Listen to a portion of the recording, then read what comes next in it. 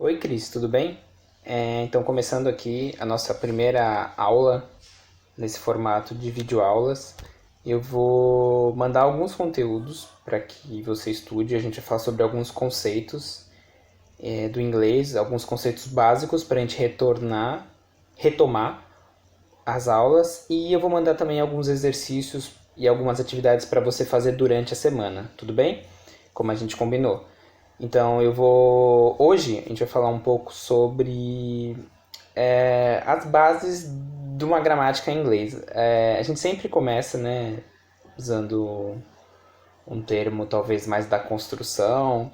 A gente sempre tem que começar um prédio, um edifício pela sua base, pelas suas estruturas, pela sua fundação. E a fundação da língua inglesa, a base de tudo, são algumas palavras, alguns elementos gramaticais que a gente vai ver aqui. Eu vou falar um pouco deles, vou falar o básico, que a gente não vai aprofundar sobre eles por enquanto ainda.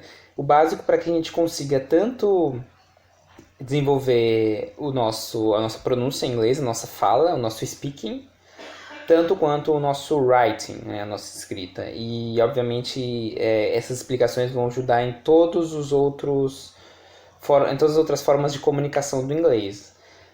No inglês a gente tem 4 formas de comunicação que são sempre avaliadas nas provas, nas atividades, até nas avaliações mais gerais, como o TOEFL, o Cambridge. São esses 4 métodos de comunicação no inglês. O speaking, que é a fala, o listening, que é a escuta, né, o ouvir em inglês, o ouvir e o entender em inglês, essa escuta atenta do inglês. O reading, que é a leitura, e o writing, que é a escrita. Como a gente falou um pouco, retomando um pouco as aulas que a gente teve antes da pandemia, eu lembro que eu cheguei a falar que usar sempre muito o exemplo da criança, né? A criança, ela aprende a falar ali, quando a criança é muito bebezinha ainda, ela aprende a falar por ouvir os seus pais falando, os seus pais, os seus cuidadores, enfim. Então ela ouve repetidamente aqueles pais falarem com ela, falarem entre si também, e esse ouvir atento, né, que é o que a gente fala que é o listening, da criança ali já vai decodificando. Então ela ouve repetidas vezes, e isso leva ela a fazer esse caminho de produzir o som, ou seja, falar, o speaking. É óbvio que desde o começo, né, isso é um processo bem detalhado, bem demorado também, porque a criança ouve, e até ela conseguir decodificar o som exato que ela está ouvindo, então ela vai falando palavras que em inglês existe uma palavra para isso que é gibberish. Gibberish é essa fala da criança que não tem muito sentido pra gente, que é uma fala meio estranha, que parece ser uma língua própria dos bebês, né, e das crianças quando estão aprendendo a falar. Se você teve contato ou tem contato com crianças ou com bebês, né, crianças muito novas, você vai saber exatamente do que eu estou falando. Por que acontece isso? Porque essa criança ela tá decodificando aquilo que é falado pelos pais, pelas pessoas próximas dela, pelos adultos em geral, e ela tá tentando produzir aquele mesmo som. Esse processo cognitivo, né, do ouvir e do ter essa decodificação no cérebro e falar é algo que só acontece através de exposição e exposição contínua. É por isso que as crianças aprendem a falar primeiro do que a escrever, do que a ler, né? Isso é um fato, isso no desenvolvimento típico da criança, né? Então, esse é o processo que a gente tentou fazer, que a gente veio fazendo, né, antes da pandemia também. Então, a gente falou bastante inglês, teve muitas aulas, conversações. Eu trouxe conteúdos gramaticais, mas a gente falou bastante, a gente conversou bastante, né? Isso foi muito importante para esse momento do inglês e também a gente vai continuar fazendo isso. Assim como, então, esse é o processo de funcionamento cognitivo nosso de aprendizado, né? Eu ouço e isso me leva a falar. Assim como eu leio e isso me leva a escrever. A gente começa a escrever, a desenvolver o nosso writing, né, que é a escrita, através também da nossa leitura, do nosso reading. Então, quanto mais eu leio alguma coisa em inglês, mais eu conheço palavras e mais eu sei como aplicar essas palavras em contextos, né? Sejam frases, parágrafos, construções, né, de textos grandes ou pequenos. Então, esse é um processo básico, é a estrutura do aprendizado de qualquer língua, na verdade, vai ser do inglês também, né? É um processo cognitivo. Cognitivo é relacionado à mente, né? É um processo processo de aquisição de conhecimento, né? E isso é um processo humano, então é importante que a gente entenda que funciona assim, porque dá pra gente agir dessa forma para aprender melhor e com mais eficácia, né? Eu não sei como tem sido o seu processo de contato com o inglês nessa pandemia, eu imagino que pouco ou nada por todo esse cenário mundial que a gente está vivendo, né? Que está sendo bem delicado, bem complicado, né? Mas eu também acho que é importante, e eu acho que bom que foi o movimento que você fez de retornar às aulas, mesmo nesse novo formato, porque vai ajudar bastante a você até mesmo criar um espaço, um respiro, né, no meio desse momento bem difícil. Imagino que está sendo bem difícil para quem, né, principalmente para quem está na linha de frente, como você, ter que lidar com tudo isso deve estar sendo muito estressante. Então, esses momentos de aula, mesmo que sejam poucos durante a semana, também vai ajudar bastante. Eu imagino, acho que vai ser bem terapêutico também, bem, enfim, bem útil, eu imagino. Então vamos começar ali da base dos elementos de uma frase do inglês, né? Eu vou mandar tudo isso escrito num documento para você também, mas é importante que enquanto você assista essa videoaula, que vai ser relativamente curta, que você também faça anotações. Sempre que a gente lê um texto, uma frase, qualquer elemento escrito, a primeira coisa que é importante que a gente identifique é um verb, né? Um verbo. Verb. Verb é a soletração, eu não sei se essa palavra está correta, mas creio que sim. Soletração de verb é V-E-R-B, né? V-E-R-B, verb. Verb é o verbo. Primeiro que a gente lê, isso é indicado por todos os professores, primeiro que a gente lê uma frase, lê um texto, é importante que nessa frase a gente tente identificar primeiramente o verbo, verb. O verbo é a ação de uma frase. O verbo é a ação. Essa ação, então, que pode estar, né, no infinitivo, como correr, andar, falar, ouvir, escrever, que são atos, né? A gente pode falar que são ações, também podem ser ações cognitivas, ações mentais. Por exemplo, acreditar. Acreditar, o verbo acreditar em inglês é believe. I believe in God, né? Eu acredito em Deus. Believe é um verbo, mas believe necessariamente não é uma ação, né? Não tem um ato de acreditar, né? Exterior. Enfim, algumas tradições religiosas vão dizer que tem, mas enfim, mas concorda comigo que é mais um ato mental, cognitivo, né? I believe in God, I believe in God, eu acredito em Deus. Então, é um ato cognitivo. Isso também são atos, são ações. Então, existem, na verdade, dois tipos de verbos no inglês. Os verbos ações, the action verbs, que são todas essas ações físicas exteriores que a gente pode falar. Correr é uma ação exterior, andar é uma ação exterior, falar é uma ação exterior, ouvir é uma ação exterior. E N outros, porque verbo também é uma categoria aberta da gramática. Existem milhões de verbos e muitos mesmo, e cada vez também, como sendo uma categoria aberta, também são inventados novos verbos conforme o tempo, né? Essas são as ações, action verbs. Existem também os state verbs. State verbs são os verbos estado. Então existem os action verbs e os state verbs. Os state verbs são os verbos estado. O que são verbos estado? São os verbos que falam do estado da pessoa, uma coisa que não é de ação exterior, mas uma coisa que é, como a gente falou, cognitiva, mental. Os state verbs falam de processos mentais. Esses processos mentais podem ser, por exemplo, acreditar, como eu falei, né? I believe in God, né? Eu acredito em Deus. Pode ser, por exemplo, também think, o verbo think. Sabe o que é o verbo think? Vou dar um tempinho para você pensar sobre o que é o verbo think. Think, o verbo think, sabe? Então, think significa, de fato, pensar. Think, pensar. Think não é uma ação exterior, né? Embora muitas pessoas para pensar precisam andar na casa ou fazer qualquer outro movimento, mas think é um processo mental, né? Então, também, ou seja, é um verbo estado. Então, basicamente existem dois tipos de verbo. Action verbs, verbos ação, e state verbs, verbos estado, que falam do estado e principalmente dos processos mentais da pessoa. Basicamente, como regra, eles vão ter o mesmo estilo de uso, as mesmas regras vão valer para cada verbo. Então, para todos os verbos, né? Sejam state verb ou action verb. Deixa eu só tirar meu carregador daqui. Agora foi. Então, esses são os tipos de verbos. São as ações ou os estados mentais de uma pessoa ou de uma coisa. Fora os verbs, em inglês também temos os nouns. Noun. Noun, sabe o que é noun? Vou deixar um tempinho para você pensar o que é noun, para você relembrar, talvez. Noun. Noun é o substantivo. E aí vem aquela palavra, né? A gente lembra da escola, né? Que diabos é um substantivo?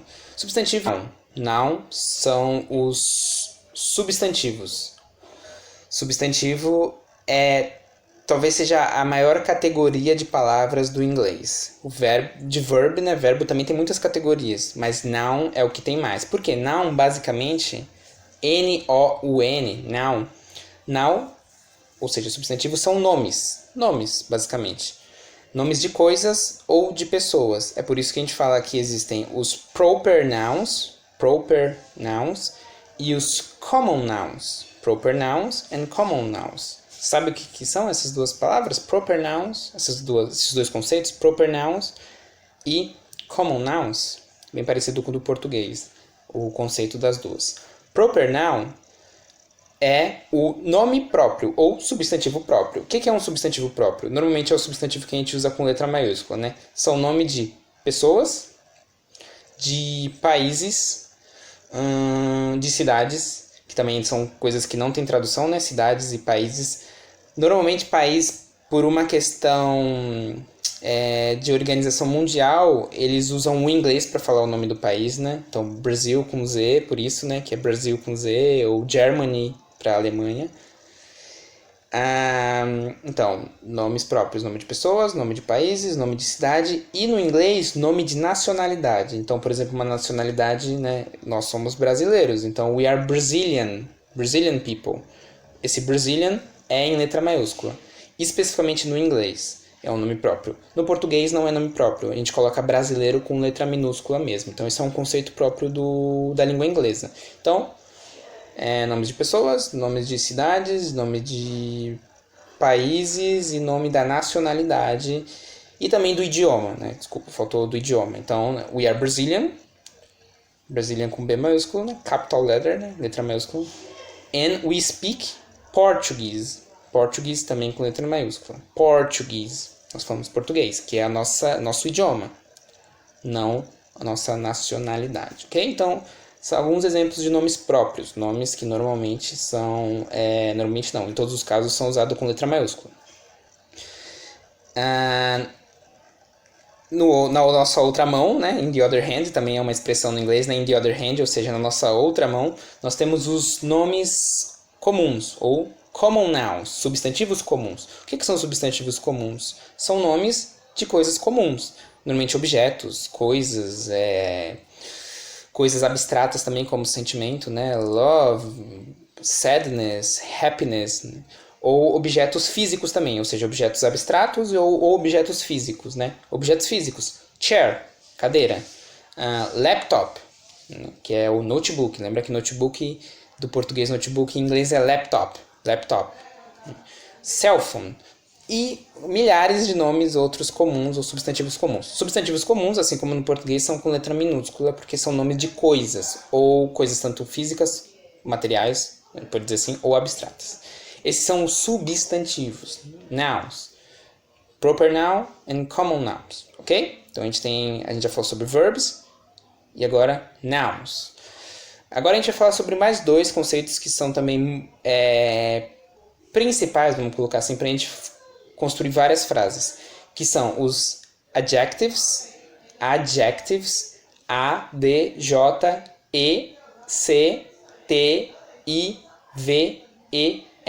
Grande, né? Adjectives, adjetivos, no plural, né?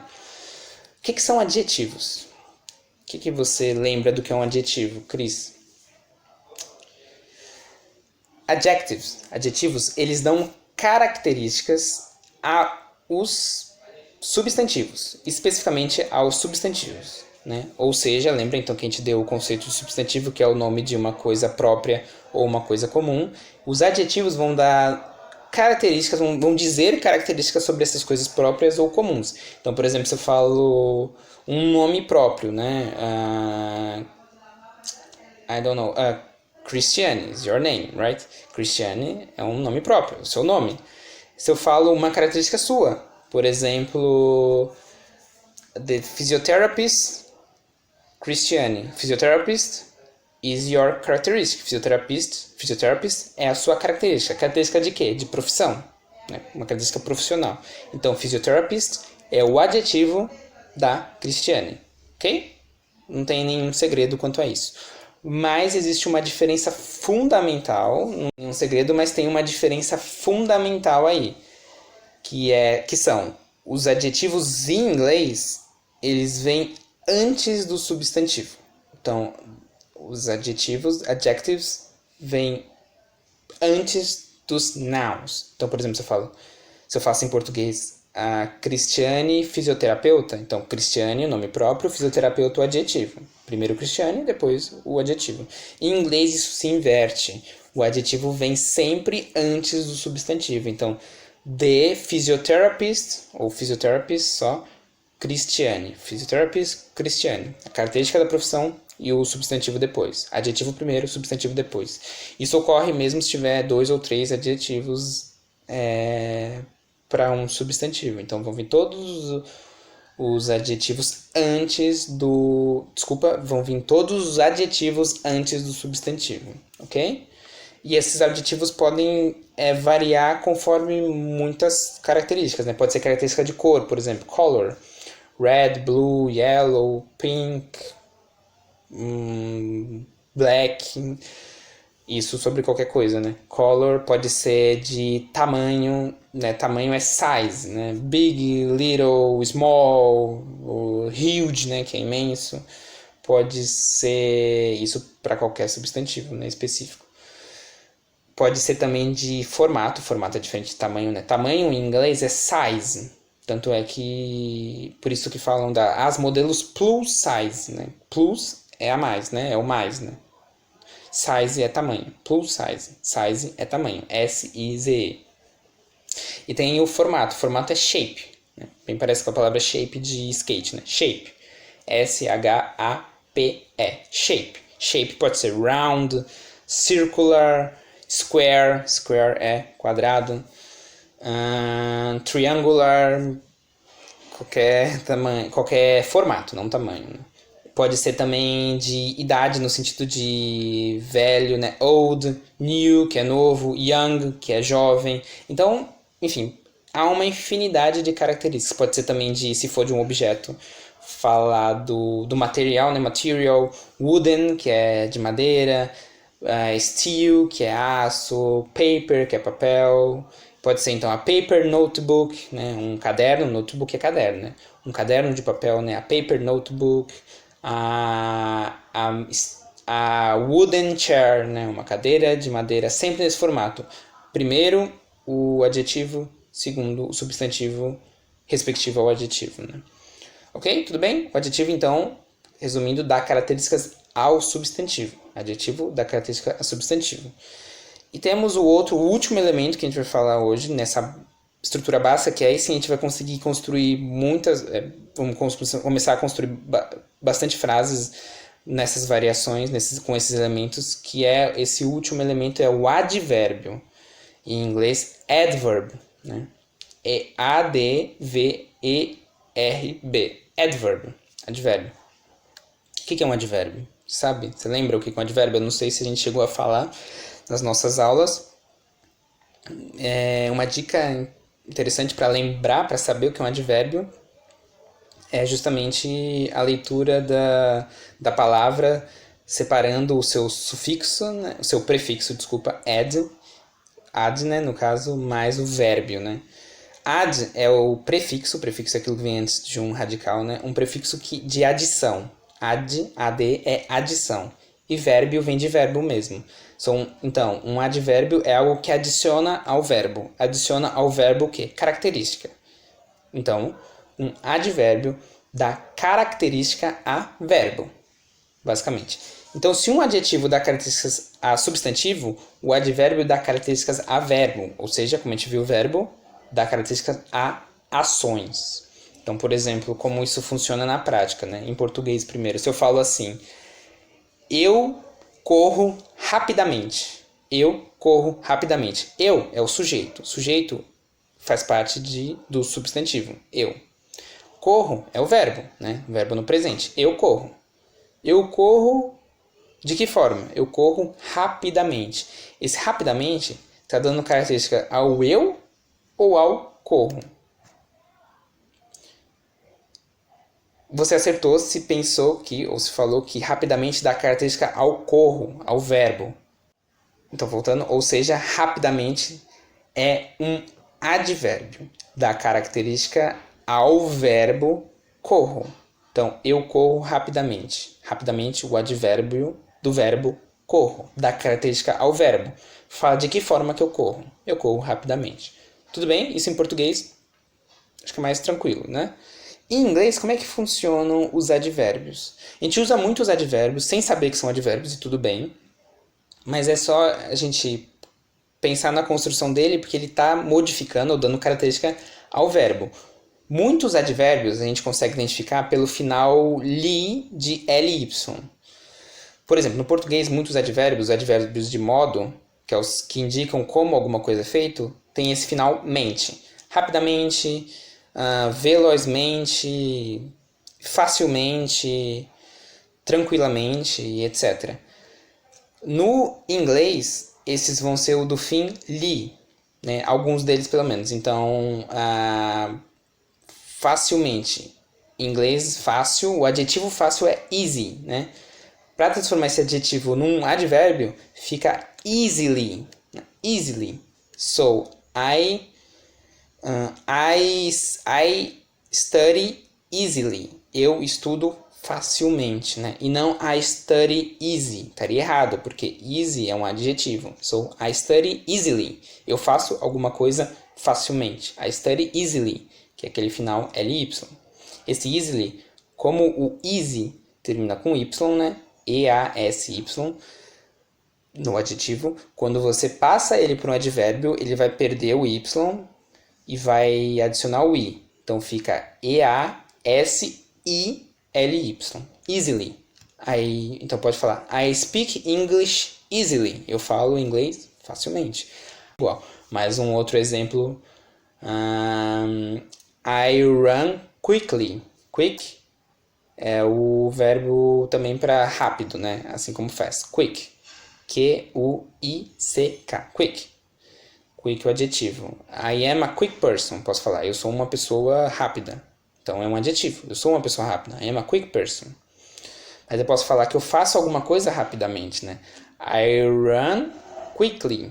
Então, mesma coisa. Vai adicionar o L-Y depois do quick. Quickly. Q-U-I-C-K-L-Y. Quickly. Então, muitos advérbios são basicamente o adjetivo com ly no fim. Adjetivo easy, advérbio easily. Adjetivo quick, advérbio quickly. Adjetivo, deixa eu pensar agora, total, né, de total mesmo. Advérbio totally, né, de totalmente, totally. Então, muitos advérbios vão ser seguindo essa regra. Eu imagino que você já tenha visto. E agora você sabe ou você relembrou em como usar eles. E eles são usados, diferente do adjetivo que é usado antes do verbo, o advérbio normalmente, principalmente esses advérbios de modo, são usados depois do verbo. Então, eu faço algo rapidamente, eu faço algo facilmente, eu corro rapidamente, eu estudo facilmente, eu me sujei totalmente, né? Então, mesmo assim no inglês, né? I run quickly, I study English fast, I study English easily. Então, vai ser depois do verbo, no fim, normalmente, da frase. A colocação desses advérbios. Existem outros advérbios, esses que eu falei são os advérbios de modo. É o que são advérbios de modo? É o que indicam como algo é feito, né? Mas tem advérbio de tempo, por exemplo, que indica o tempo, né? In the morning, in the afternoon, at night, que indica em qual tempo que algo foi feito. Eu corro pela manhã. I run in the morning, né? Esse in the morning vai ser o advérbio de tempo porque indica quando eu corri. Quando eu corri, desculpa. Então, quando eu corro, no caso, né? Dá pra entender isso? Tem o advérbio de tempo, de modo, tem de... Esqueci agora o outro que tem. Tem de frequência, quão frequente eu faço algo, né? Sei lá, às vezes eu corro pela manhã. Sometimes I run in the morning. Sometimes é o advérbio de frequência, porque é a frequência que eu faço algo, né? Sometimes I run, né? Algumas vezes eu corro. Então, e aí esse advérbio de frequência às vezes também pode ser colocado no começo da frase, né? Sometimes I go to the bar. Sometimes I go to the restaurant. Sometimes I visit my mother. I always visit my mother. Pode ser também depois do sujeito. I always visit my mother, né? Always é a palavra para sempre, né? Eu sempre visito minha mãe. I always visit my mother. Então, advérbio, ele às vezes é um pouco mais complexo porque ele tem muitos grupos, né? De tempo, de frequência, de maneira, de modo. Tem alguns outros advérbios também. E a posição dele, às vezes ele vai no fim da frase, às vezes pode ser no começo. Os de começo normalmente são advérbios de tempo, né? De tempo não, desculpa, de frequência, né? Sometimes, always, usually é usualmente, né? Ou comumente a gente falaria, né? E eles podem vir no começo da frase, ou podem vir depois do sujeito, né? Entre o sujeito e o verbo, se o verbo não for to be, né? I always go to my mother's house. Eu sempre vou para casa da minha mãe. Eu às vezes vou para casa da minha mãe. I sometimes go to my mother's house.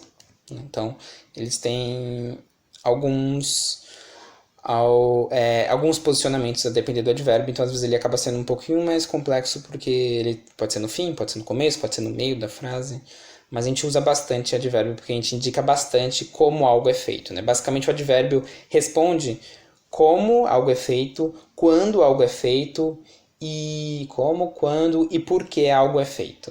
Então é uma relação de como, por que e quando algo é feito. Basicamente é para isso que servem os advérbios, né? Tudo bem, ficou uma explicação muito complexa. Eu vou te mandar esses vídeos e eu vou te mandar isso que eu expliquei aqui por escrito com alguns exercícios. Os exercícios vão ser bem simples para a gente começar a identificar esses conteúdos em frases, em parágrafos, mesmo que pequenos. Ah, por que isso? Por que esse trabalho gramatical agora?